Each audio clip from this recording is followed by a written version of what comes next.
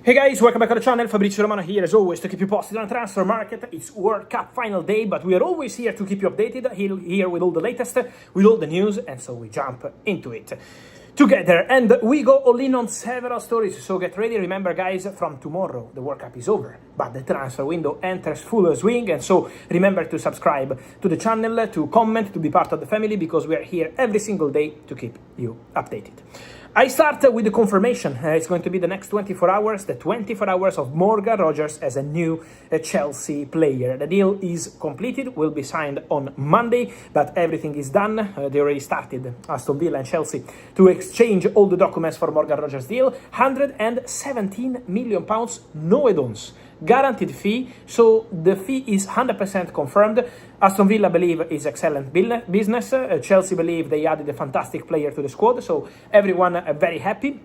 Morgan Rogers signs a 6-year contract with an option for further season. And Arsenal with a big surprise. Arsenal will have to react now on the market, because we know they wanted to sign Morgan Rogers. He was the top target. The reality is that Mikel Arteta had direct conversations with Morgan Rogers over the recent months. So the player has been a serious target for Arsenal, but they were waiting because the hope was to negotiate on the price with Aston Villa. Arsenal were never going to put £117 million on the table for Morgan Rogers. I told you yesterday and I confirmed today. After more checks, after more calls, I can guarantee to you that Arsenal intention was to go to Aston Villa and bid for around £90 million, maybe maximum 100, but no more than this. Never going to offer £117 million. Chelsea decided to go all in and close the story immediately, and the only way to make it happen and to avoid an Arsenal counter hijack was to go all in and get the deal done in 24 hours, as they did.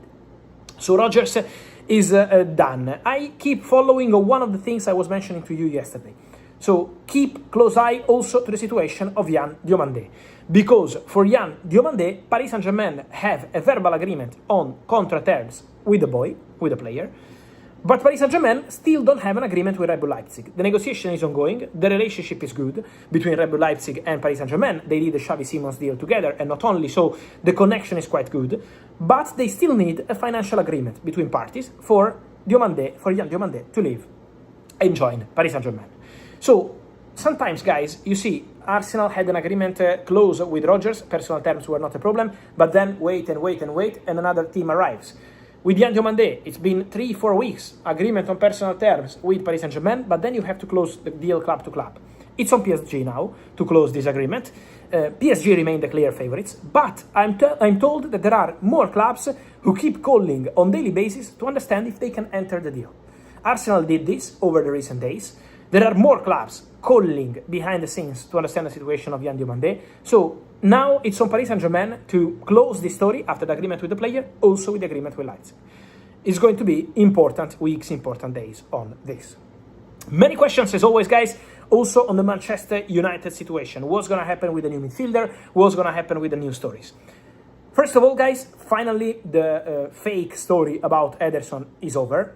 I think it's been quite an embarrassing one, with many people denying that the deal was over. For Ederson to Manchester United deal could be revisited later on during the summer. I told you on Friday last week, so 10 days ago, the deal is over. The deal is off. Ederson is returning to Atalanta.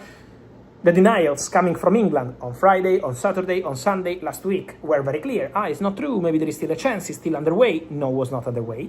So Ederson deal completely collapsed, and Ederson signs a new contract at Atalanta. So for Man United, the deal is 100% off and will not be recontacted Atalanta or the player in any case. On Manchester United midfield, I can confirm the appreciation for Manu Koné from Roma, but he's not the only one. They had contacts with the agents, but no bid to Roma, no club to club contact yet. So Man United are assessing options. Man United are very happy with the signings of Andre Santos and Yuri Tielemans. They believe that they got 2 top players for £85 million total fee. So Man United super happy about that. Now it's on picking the third midfielder, defensive, physical, who can break the lines, who can be an important player in that sense. Man United are exploring the market. For Manu Koné, contact with the agents. He's not the only one. Man United are thinking about the ideal player to add, and then they will go very strong to get a new one as soon as possible. Then, guys, I also wanted to mention, on the other side of Manchester, the Rodri situation. Rodri's been fantastic at the World Cup with Spain. The real Rodri, the Ballon d'Or level Rodri, finally back. And I think we can also understand that. Rodri had many injuries, so it's not that Rodri dropped his level over the recent months just because he was not maybe training well or the rest, just because Rodri had injuries. Now Rodri is fit, now Rodri is ready, and Rodri is doing fantastic. Manchester City maintain their new contract proposal to Rodri on the table. They offered a new contract to Rodri in April. No agreement so far over new deal, but now with Rodri returning to Manchester after the World Cup, they will have a chance to discuss again, and Man City still hope to reach an agreement with Rodri. The bid is still on the table. It's on Rodri to decide. Many of you ask me, but Real Madrid still have a chance to enter the deal. Real Madrid could still be there for Rodri. At the moment, guys, what I'm hearing is that from Florentino Perez and from Real Madrid management, there is no green light to proceed for Rodri. At the moment, the Real Madrid-Rodri track remains quite cold as of today. Should that change over the summer, I will come here and let you know. In some cases in the market, this can happen, guys. Bernardo Silva, at the beginning of the market, was offered to Real Madrid, and Real Madrid were not convinced. Then Jose Mourinho arrives. Jose Mourinho says, let's go for Bernardo Silva. Bernardo Silva, who wanted to decide his next club after the World Cup, decided to go to Real Madrid before the World Cup. Because sometimes the market is like this, guys. They can arrive and change the plan. But as of today, it's quite cold between Real Madrid and Rodri, and Manchester City keep offering him this new deal. So it's on Rodri to decide, stay at City and leave in 2027 as a free agent, or sign a new contract eventually. Now, then, guys, I wanted to mention quickly two more situations, two more cases, as we are talking about World Cup finalists like Rodri. Also, Romero is a World Cup finalist with Argentina, and he will leave Tottenham in the summer transfer window. After this World Cup, it's going to be time for new contacts between Romero, his camp, Tottenham, to decide about the exit. The plan is for the exit of Romero. Inter are interested, Barcelona are interested in case they sell a defender. So if a defender leaves, Barcelona can think about Romero. So these two clubs are there. Let's see if more clubs join the race. But Romero is fully expected to leave Tottenham Hotspur. So it's going to be one of the situations to watch in this summer transfer window, final 40 days, because it's going to be absolutely crazy.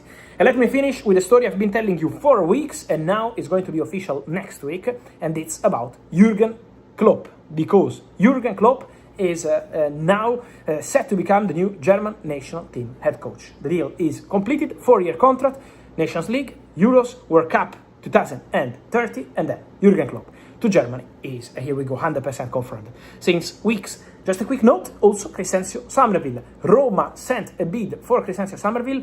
Why Manchester United can't move? Aston Villa are calling as well. Roma are working hard to close the deal. Why Man United are not advancing? Because as I told you in my videos every day, Crescencio Somerville was one of the options in the list at United only if and when Rashford leaves. At the moment, that's not the case. This is why Man United are yet to move for Crescencio Somerville.